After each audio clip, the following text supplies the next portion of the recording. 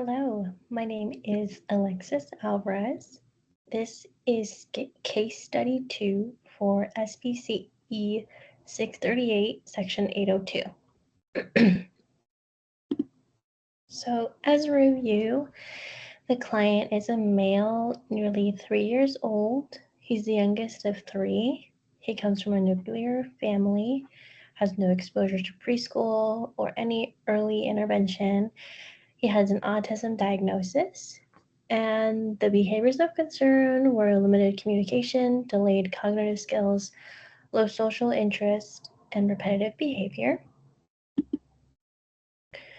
So one of the goals that we created for him was to decrease his tantrum behavior.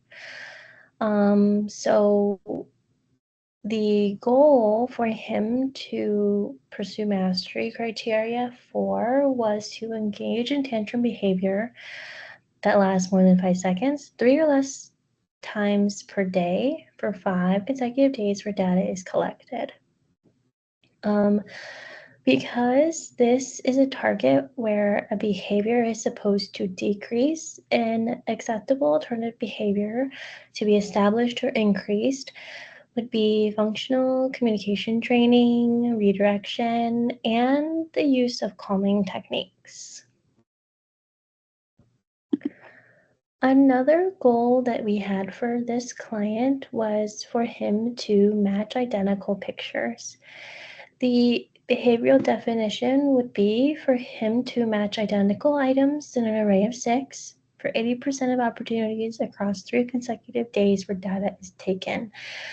And so this definition applies to each item that he is to match. So we have,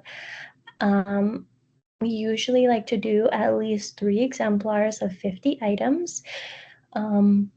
After he can match identical pictures of his most preferred items, like his cup or his backpack or his lunchbox.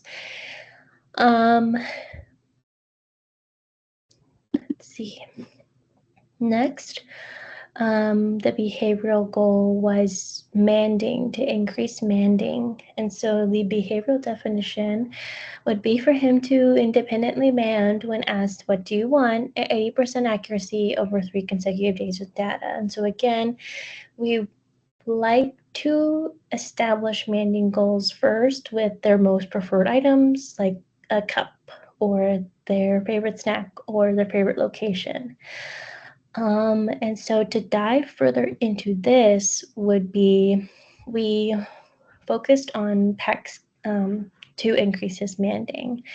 And so PECS intervention is an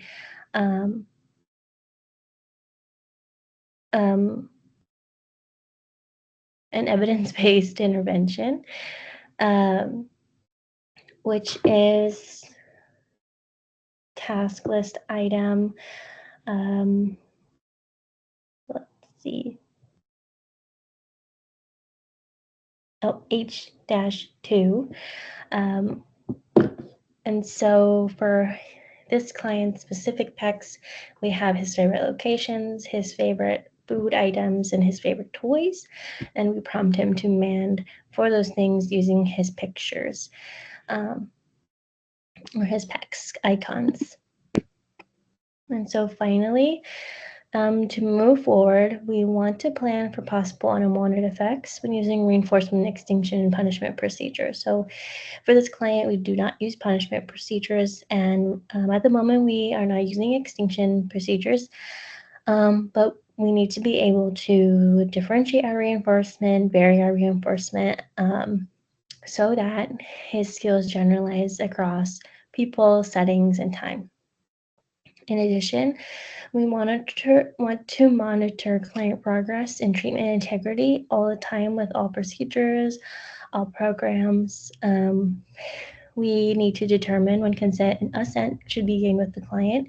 We do, at the company that I work for, we have assent training and rapport building training to always gain that relationship, a positive relationship, and become a reinforcer for your client. And then finally, we want to determine how to apply culturally sensitive interventions to this client in the future as well. So we really take, because this client is so young, his parents' opinions into account very strongly. What they do at home, the strategies that they do at home, we incorporate at the clinic. So the intervention that we talked about for PECS, he has a PECS book at home. And then also for his decreasing tantrum behavior and replacing that with calming strategies as a responsive strategy, they do that at home as well. So that is how we can work together with parents as stakeholders and provide the best care for our client. Thank you so much.